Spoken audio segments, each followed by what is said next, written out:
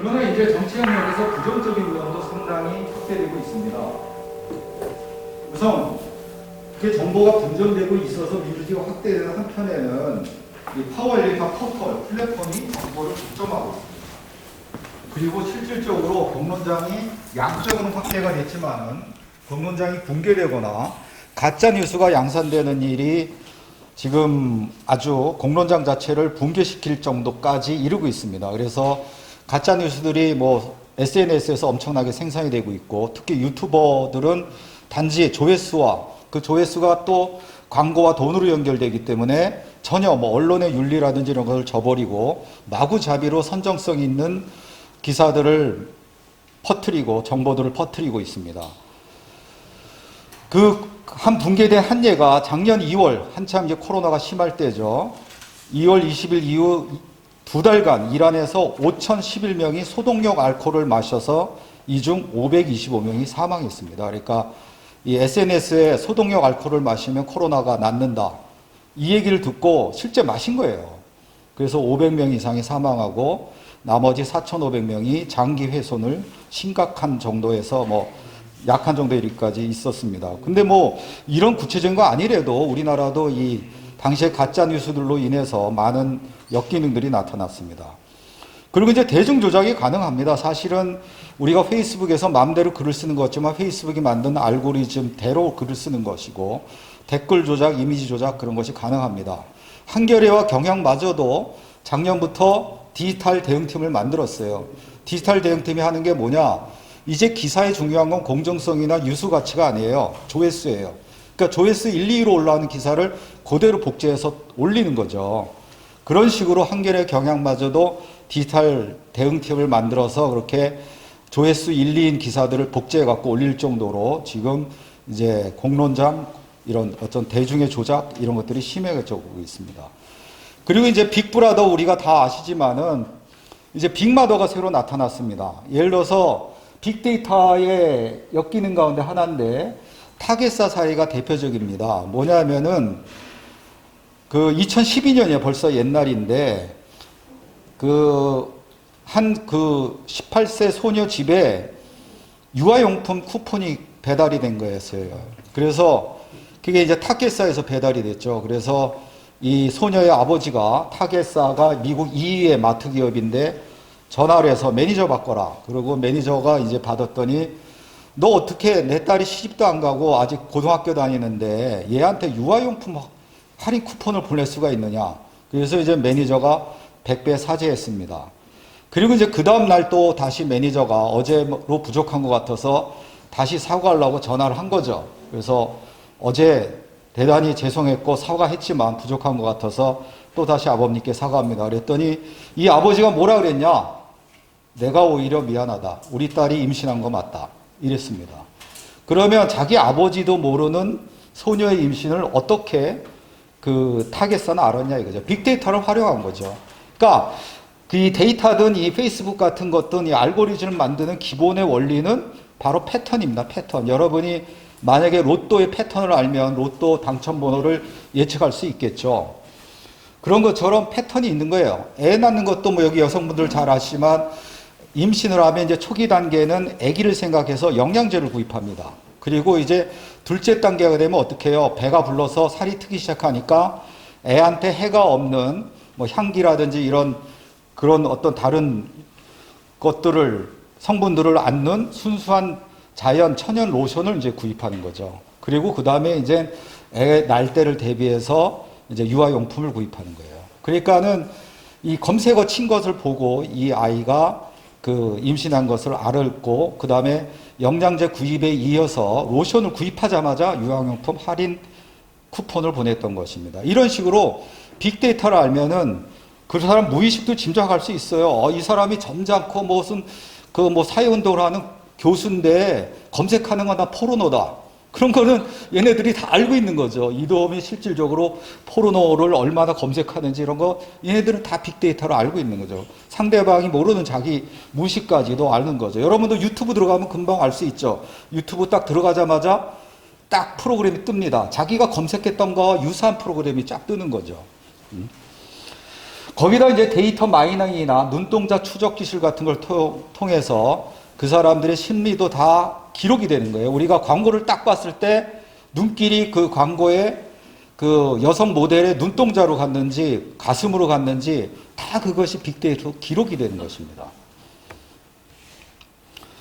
그 다음에 이제 노동과 경제 영역에서 긍정적이면 이제 사무자동화, 뭐 공장자동화, 가정자동화 이런 거 이뤘죠. 여기 뭐 여성분들 다 기억하시겠지만은 저도 어렸을 때 이런 겨울날 가장 힘든 일이 뭐냐? 어머니가 어느 날 도마, 예, 그러면 아침에 일찍 말씀하시죠.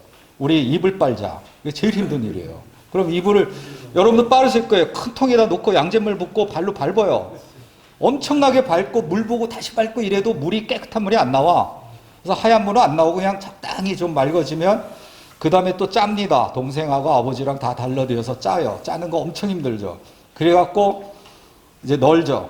그러면 이제 그거 마르는데 동태처럼 그게 얼었다 녹았다 하면서 여러 날 마르죠. 근데 어느 날 우리 어머니가 막 꿍시렁대. 뭐예요? 그거 이렇게 해서 말려놨는데 뭐야 눈이 내려갖고 그게 막 마당에 패대기 쳐서서 다시 빨아야 된다는 거야. 그래서 이불 하나 빠는데도 그렇게 힘이 들었어요. 근데 지금은 우리가 세탁기가 이런 거 다 해주죠. 저 가정자동화된데 저기 아시아 선수촌 같으면은 그냥 주부가 아침에 그 남편하고 애들 출근이나 등교시킨 이후에 어떻게 해요? 문화센터 가서 강의 듣고 그리고 오기 전에 핸드폰으로 다 밥도 끓이고 창문도 환기하고 이런 게 가능하죠. 그리고 이제 금융의 세계가 이루어졌습니다. 그래서 빛의 속도로 이제 거래가 가능해졌습니다. 그래서 우리가 가만히 앉아서 여기 앉아서 나스닥에 상장할 수도 있고 아마존에서 책이나 뭐 상품들을 구입할 수가 있죠. 그리고 이제 다양한 소품종 생산, 소규모 생산이 가능하게 됐고요. 그 다음에 서비스 생산 위주로 산업구조가 재편이 됐습니다. 그리고 이제 노동과 경제 영역에서 가장 긍정적인 면은 저는 초연결 사회와 공유 경제가 확대되는 거라고 봅니다. 그래서 여러분 뭐 당근마켓으로 그 일종의 공유 경제인데요. 이제 초연결 사회가 서서히 진행되고 있습니다. 그러니까 우리나라에서 사물 인터넷 사용이 활발하지 않아요. 근데 영국과 미국은 활발하고 영국은 초등학교에서부터 사물 인터넷으로 자기가 바로 뭘 만들어서 사물 인터넷으로 우리가 프린트물 출력하듯이 자기가 이렇게 뭐 제품 하나 초등학생이 만들고 사물 인터넷에다 집어넣으면 바로 사물 인터넷이 아니라 뭐 그 3D 프린터에다 집어넣으면 바로 그 제품이 출력이 되는 거죠. 물론 필라램프를 넣어야 되겠죠. 플라스틱이나 쇳가루도 넣어야 되겠죠. 그래서 지금 자동차도 만들고 집도 만듭니다. 3D 프린터로. 그래서 3D 프린터와 이제 초연결 인터넷을 갖다가 활용한 이제 초연결 사회가 지금 진행되고 있어요. 지금 5% 정도 진행됐습니다. 근데 20%가 넘으면서는 이제 자본주의도 붕괴될 정도로 커다란 영향을 미치리라고 이제 제로미 리프킨이 말하고 있습니다. 그건 뭐냐면 이제 한계 비용이 제로가 된다는 거죠. 예전에 제가 국문과 학생들하고 답사를 가면 그 사진을 찍어갖고 중요한 사진만 인화해서 보냈어요. 애들 나눠주거나. 돈이 들어가니까 그랬죠, 저도. 근데 지금은 어떻게 해요? 500장, 600장 그냥 찍어갖고 보내면은 됩니다. 그냥 이메일로 보내면 돈이 안 들죠. 한계 비용이 제로인 거죠. 그런 영역이 계속 늘어가고 있고 지금 3D 프린터 같으면 100만 원 이하 가격짜리도 많이 있어요. 그러니까 3D 프린터는 예를 들어서 마을 이런 데서 하나만 구입해도 뭐 자동차 같은 거를 3D 프린터로 만든다 그러면 그냥 그 마을에서 3D 프린터에 놓으면 자동차들을 생산할 수 있는 거예요. 물론 여러 가지 제품의 질이나 이런 건 아직까지 실제 자동차보다 못하죠. 그런 식의 이제 확대가 된다 이거죠.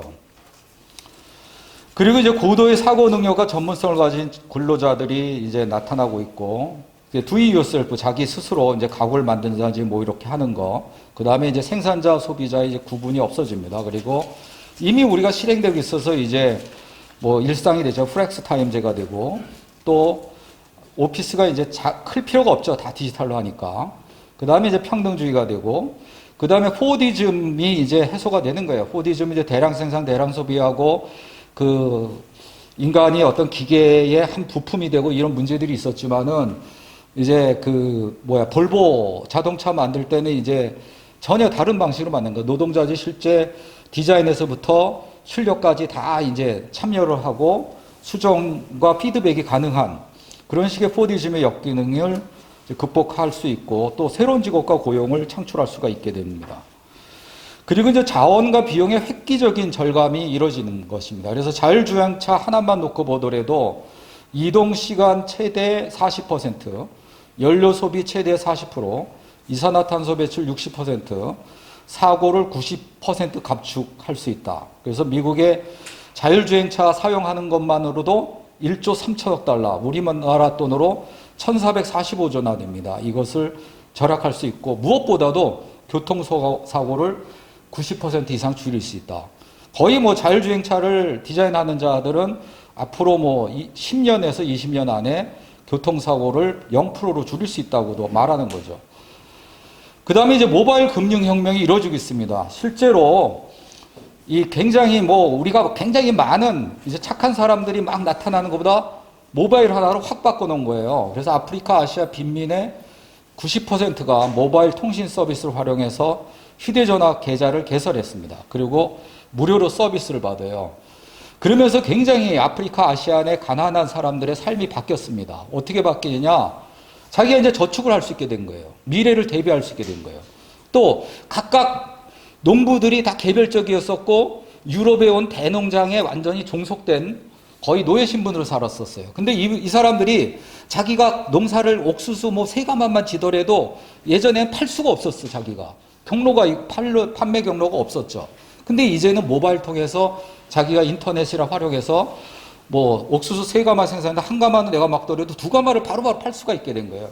그래서 농촌도 완전히 이 대농장, 지주들 이런 데는 예속되지 않고 농민 스스로가 자율적인 주체가 될 수 있는 그런 모바일 혁명도 여기서 일어나고 있습니다. 그러나 이제 부정적인 면이 있는데 이제 사실은 이 금융의 세계화라는 건 오히려 제국의 착취를 강화하고 빈곤의 세계화가 일어났습니다. 우리나라가 IMF 맞았을 때 사실은 헤지펀드 애들이 얼마던가요? 하여튼 액수는 기억나지 않는데 당시 우리나라 외화의 상당 부분을 갖다 하루아침에 빼가버리면서 IMF를 만든 거죠. 근데 지금은 더 빠르게 그걸 빼나갈 수가 있기 때문에 언제든 어느 나라는 얘들 표정만 삼으면 그 나라를 IMF 위기로 몰아놓고 그 나라의 자산들. 예를 들어서 저는 IMF 때 가장 아까운 것은 1년 매출도 안 되는 가격으로 마구 팔린 것입니다. 또 우리나라 굉장히 그 지적 재산으로 중요한 종묘, 우리나라의 수많은 씨앗 그 정보들 갖고 있는 걸 그것을 헐값에 파는 것입니다. 그런 식으로 이제 가능하죠. 론스타 같은 경우 5조를 그냥 갖고 간 거 이런 거보다 더 큰 일이 벌어지는 거죠. 그리고 예전에 정보가 없어서 문제인데 지금은 정보 과잉으로 어떤 정보가 옳은지 그른지 이제 혼란이 일어나고 있습니다. 그리고 분권적 평등적인 방면의 그 방향이 일어나는 방면에 오히려 더욱 중앙 집중적인 방향으로 일어나고 있죠. 그리고 기업이 이렇게 소규모로 되는 거고 나눠지는 거의 방향에 오히려 기업의 합병이나 골리아타가 이루어지고 있습니다. 그리고 무엇보다 이제 노동의 소외가 더 극대화되고 있고 불평등이 더 극대화되고 있어요. 숙련 노동과 비숙련 노동의 격차가 심해지고 있고 무엇보다 이제 불완전 노동이 아주 많아지고 있죠. 그 다음에 이제 부불 노동이 증가하고 있습니다. 그래서 페이스북의 매출이 우리나라 돈으로 96조 원이 됩니다. 그리고 순이익은 38%인 36조 원에 달아요. 근데 순이익이 36조라는 것은 이건 굉장히 엄청난 거예요. 왜냐하면은 1869년에 기업의 평균 이윤율이 얼마였을 것 같아요? 46%였습니다. 10,000원을 투자하면 4,600원 벌었습니다. 근데 지금은 피케티가 분석도 하고 이랬듯이 나라마다 약간 차이점은 다 10% 이하입니다. 그래서 지금 제로에 수렴되고 있어요. 그래서 일부 학자들은 물론 그거가 문제가 저는 있다고 봐요. 여러 가지 변인이 작용함에도 불구하고 상세 요인이 작용함에도 불구하고 너무 단순화시킨 건데 자본주의 망한다. 혁명에서 망한 것이 아니라 평균 이윤율이 0포인트가 되기 때문에 망한다는 거죠. 이윤이 안 나오는데 어느 기업이 투자하고 어느 기업이 그 경영행위를 하겠어요. 자, 그런데 페이스북은 무려 38%나 됩니다. 엄청난 거예요. 근데 고용노동자는 58,000명밖에 안 됩니다. 근데 디지털 쪽이 다 그렇습니다. 버는 돈에 비해서 고용하는 일자리는 지극히 작은 거죠.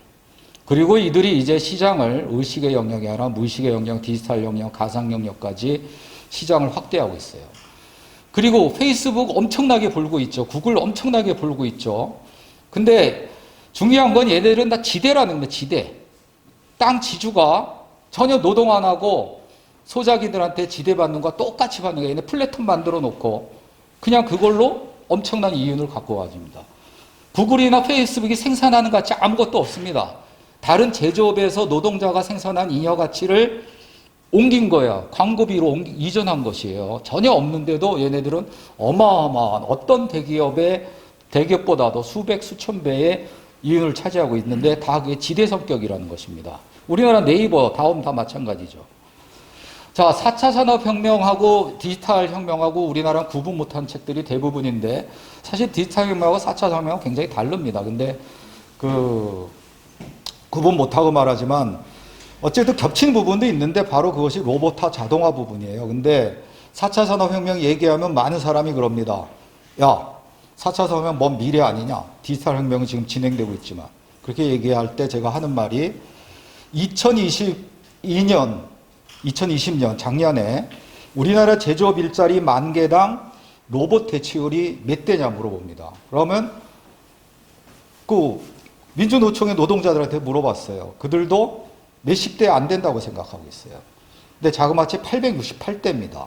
그래프에 보듯이 세계 2위예요.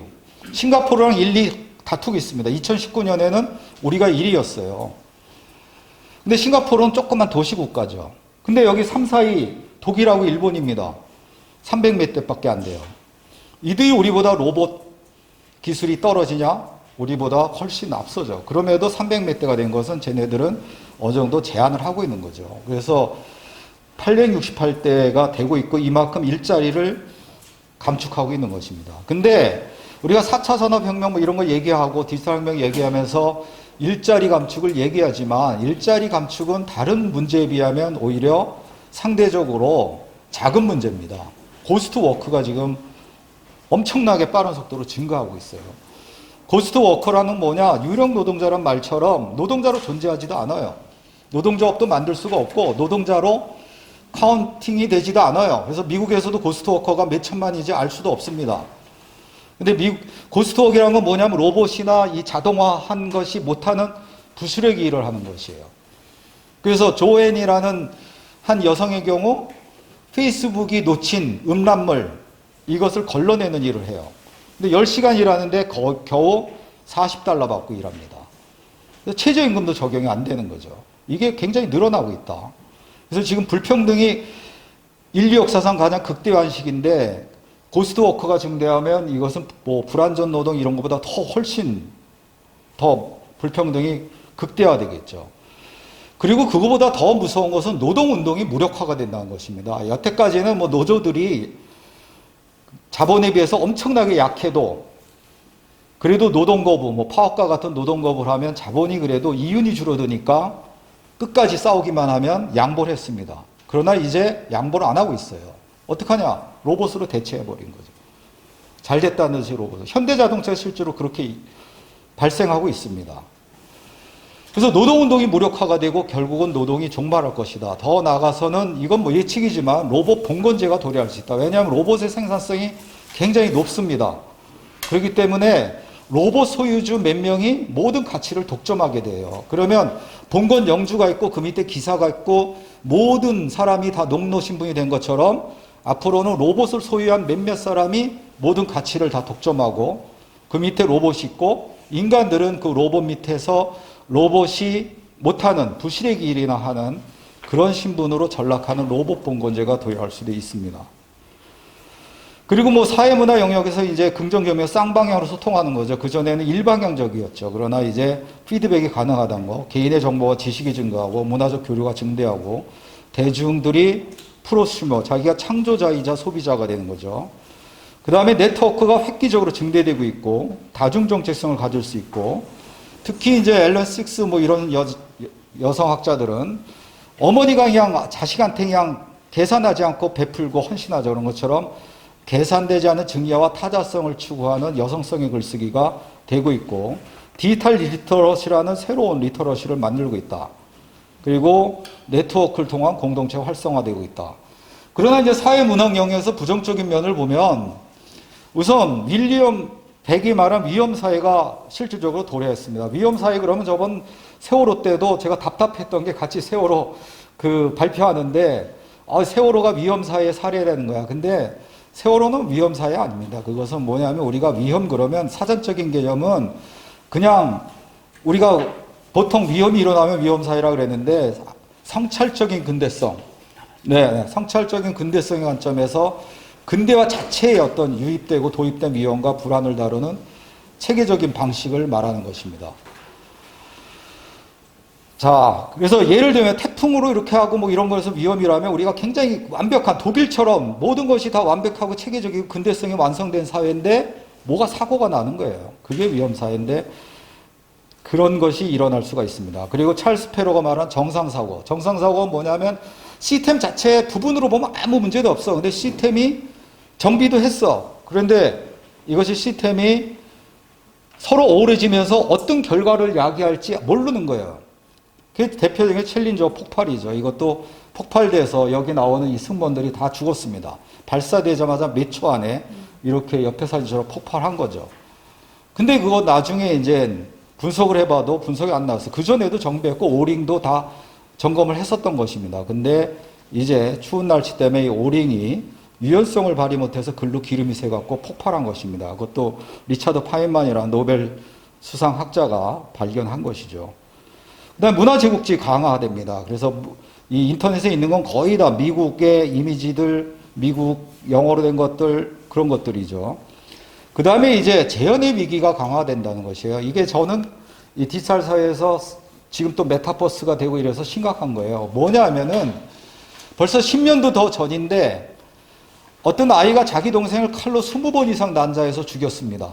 그리고 한 달 뒤에 기자가 갔어요. 너 네 동생 죽인 거 죄책감 없냐? 근데 죄책감 없어. 근데 얘는 롤플레잉 게임 매니아였습니다. 그때까지도 자기가 동생을 죽인 것이 아니라 게임 속에 악마를 죽였다고 착각한 거예요. 이런 식으로 가상과 현실의 경계가 무너지고 그러는 것들. 그래서 연예인들이 왜 자살 자주 하고 마약 또 도박 이런 데 하느냐. 이 사람들은 현실이 연기 같고 연기가 현실 같은 게 구분이 안 되는 거예요.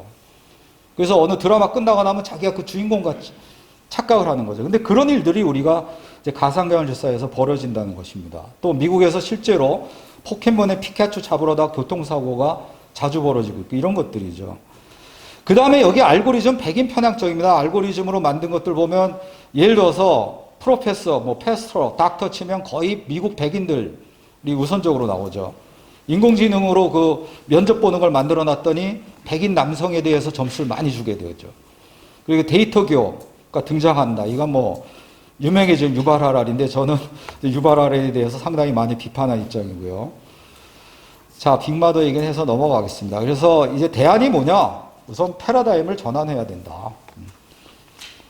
그리고 그래서 이제는 우리가 북부가 크고 이런 거보다 얼마나 이 한강에 물고기가 많이 올라오는지 이런 걸로 이제 패러다임 자체가 전환돼야 된다는 거죠. 그리고 연기론적 인식도 해야 된다. 연기론 쉽게 얘기해서 인터커넥션 1단계 하는 사람이 이런 거 아는데 이게 어떤 상호 조건과 원인 속에서 발생시키기도 하고 또 조건을 바꾸면 결과가 달라진다고 보고 서로가 상호 조건과 원인이 인간도 이제 비잉이 아니라 비커밍이란 거죠. 내가 지금 토해내는 수분으로도 이산화탄소에서 여기 박테리아들이 바뀌고 대기가 바뀌고 동시에 여러분들이 그 숨을 마시고 몸이 바뀌고 또 동시에 숨을 토해내게 됩니다. 그게 계속해서 일어나죠. 그래서 우리는 인터디펜던트 비커밍이다 이런 인식을 해야 되고 아날로그형 여기 있는 분들 되게 아날로그 인간이죠. 집단과 조직에 충실하고 명령과 위계 질서를 따르고 자기 지키게 하고 소위 꼰대들이죠. 욕구를 추구하고